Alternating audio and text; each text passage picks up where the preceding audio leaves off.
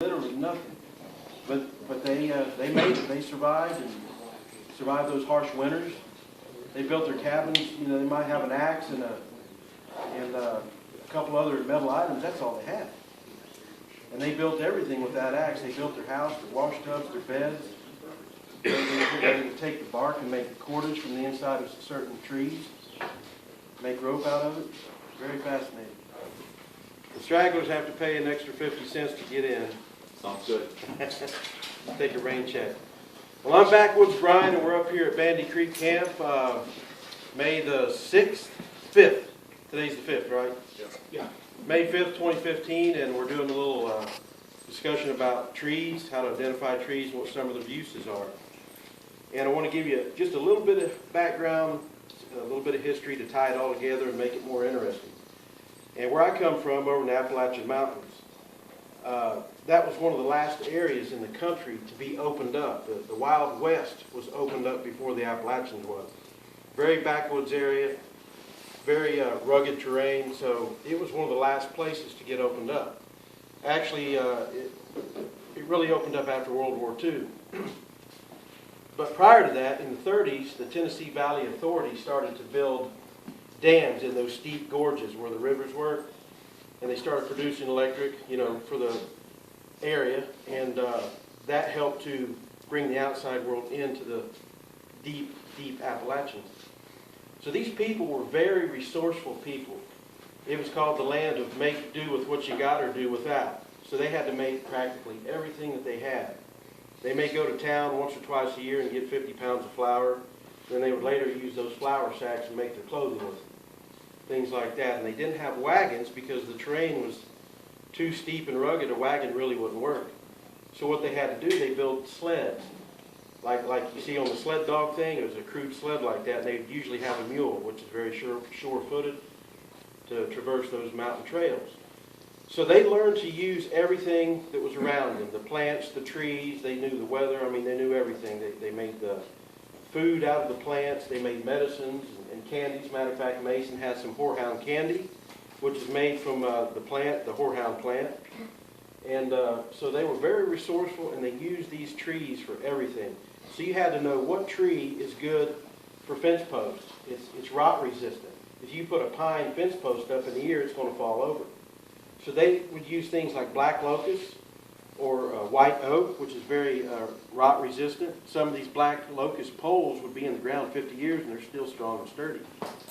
So they had to know what wood was rot resistant. What wood is strong and springy that they would use for their hoe handles or their axe handles, which is like your green ash or your hickory. Other woods like red oak was a good burning firewood, but red oak was, it would rot. It was very rot prone as other woods are. So you had to know what tree is good for what. What can you use it for? A tool, an implement, whatever. You know, they would make wash basins like the Indians would make their dugout canoes. Well, these people would they would cut chunks of logs, and they would cut a notch in the top of it so that as the wood seasoned, it would split at that notch instead of random splits throughout the wood. That way they could burn out and make a wash tub that wouldn't split or leak. And then they would chop it out and burn it out and smooth it and use that for their wash tubs. They would also use things that they raised bees and had their honey. So they would build themselves beehives, but not like what you see today, the white beehives made out of dimensional lumber. They would use the sweet gum tree. They would find one that had a hole or two in the bottom, and that would usually tell them that the inside was rotten most of the way up the tree. And they would cut it down and cut it into sections, set them on stumps or whatever, put some boards or some bark on the top of it, maybe bore a small hole or two in it so the bees could get in, and they would raise their bees in there and get their honey out of there. And they call them bee gums instead of a beehive. So they learned these things. They learned a lot of things from the Native Americans, and they learned a lot on their own the hard way. Many people died back then, and it was a very tough life. And these people came over that settled that region, came over from Ireland and Scotland. And as the rest of the country was going past the Appalachians, out west and everything, some of these people stayed behind. And they were a very tough, very hardy bunch because life is hard over there. And after really after the Second World War, the Appalachians was still 50 years behind the country, and today they're still maybe 20 years in the deeper recesses. Technology hasn't caught up. A lot of the old ways are still there. Even some of the dialect and the language and the words, they call it the King's English. That's still alive in those deep hollers back there. So they had to know what tree is good for what tree can you use for a food or flavoring. So they learned all these things from experience and from the experience that the Native Americans had, and they built upon that, and they learned to use everything that they had, because that's all they had. You didn't go to Walmart, you didn't go to the store. It might be a 5-day trip to go to town with their little sled and load up supplies and come back. They'll do that once or twice a year. So they had to know what to use and how to use it. So how does that tie into trees? Well, like I said, they had to know which tree is good for what. And they had to identify these trees. So that's what we're going to do today, is go out and identify a few of these trees. An occasional plant. I don't want to talk a lot about plants today, because on a plant walk we'll need to hike 3 or 5 miles to go to different environments. You got your woods where it transitions into fields. You'll need stream sides, because these plants grow in these diverse communities. But the trees are pretty much everywhere, the same everywhere. So we're going to walk around camp here, look at some of these trees and identify them, and show you. I'll show you some of the identifying characteristics, how to identify the leaf and the bark, and we'll talk a little bit about them. I'll try to answer your questions. And so that's what we're going to do. If you guys are ready, we'll head outside and start walking. Anybody want a 4-hound? What is it? 4-hound. Yeah, let me try that. Anybody know what kind of tree this is? Pine. Pine tree? But it's called the white pine. The scientific name for this is Pinus honky. No, I'm just kidding. It's a white pine, and you can tell the white pines by the way the branches are circular around the tree, and they come out in intervals. You'll have we call it the wagon wheel, style. So you've got the branches coming out, and you'll go up a foot or two, and there'll be some more branches. You'll go up a foot or two, and there'll be some more branches. White pine, like most of your pines, has good sap you can use. You can make glue out of, to make all kinds of different things. You can make, they make even some cough drops and stuff with it. You can use it to seal holes in things, like your wooden wash tub or something. You can mix it with ashes from a fire and make like not an Elmer's glue, but like some kind of putty, and you can put that on that wood, and it'll dry hard as a rock and it won't leak. You can also use it, mix it with like turpentine or something, and make a gummy, gooey kind of thing that won't get as hard, and you can use it on something that has a little bit of flex with it. That's what they make turpentine out of, pine. And they make turpentine out of pine. And you can use turpentine, which is made from the pine, on your skin as an antiseptic and antibacterial. Sparks a bit of fire, too. There you go. You get the globs of pine fish off there, that's a great fire stuff. Right here we have the white oak. And you can tell, the oak family has basically 2 variations. You have the red oak family and you have the white oak family. All of your white oaks are going to have these notches are called sinuses. They're going to be rounded, and the lobes are going to be rounded without any sharp points on them. So you can identify the white oaks by that. You may not know what kind of oak, but you can tell it's a white oak or a red oak. You can differentiate. As far as the wood goes, there's not much difference in heating power. Like, they both heat well, they both burn well, but the white oak, what's different about the white oak, it's very rot resistant, where the red oak isn't. So you would, if you wanted to make a fence post or something exposed to the weather, you're going to use white oak because it's very rot resistant. And so you can identify like I said, the white oaks. There'll be some different kinds around here. I don't have all the names. There's hundreds of trees, and I'm still working on learning them. And I can identify a few white oaks, like the post oak, and some of the red oaks, the eastern red oak, the turkey foot oak, blackjack oak, things like that.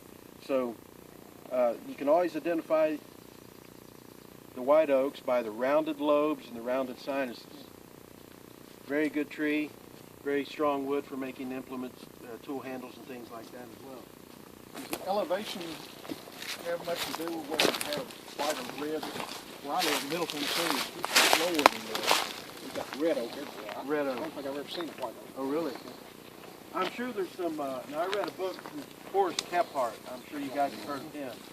And he, through his experience, this is back before the country was logged over. He would say, you go to this elevation and there'll be this tree, the beeches and the oaks, and you go to this elevation, there'll be mostly pine and this, that, and the other, you know, the hemlocks and stuff. So there used to be a difference before we come and cut it all down. Now I don't know if it's There's not kind much of of Tennessee, homogenized. not or much what. of Tennessee that hadn't been cut over now. There's not much. There's not much. You can, if you guys have ever been to Joyce Kilmer, Slick Rock area around Robbinsville, North Carolina, they have a virgin forest there. And they have some hemlocks and oaks and things. It'd take 6 or 7 of us holding hands to go around this tree. They're huge. And if you get a chance to go there, check it out. They have a short.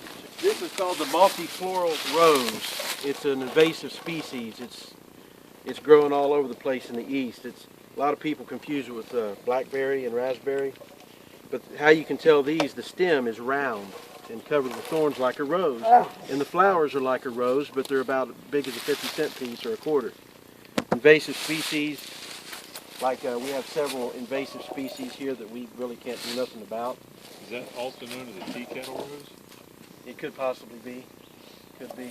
There's no purpose for it except stick.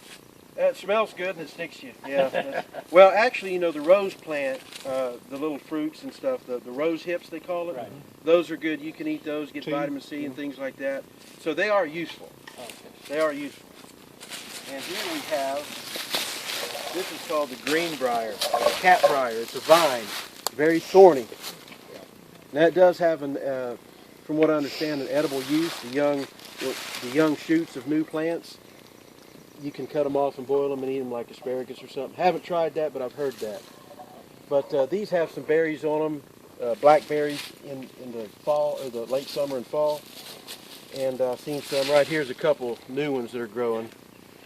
They'll get about as big as a pea, and they turn black. They have a lot of seeds in them.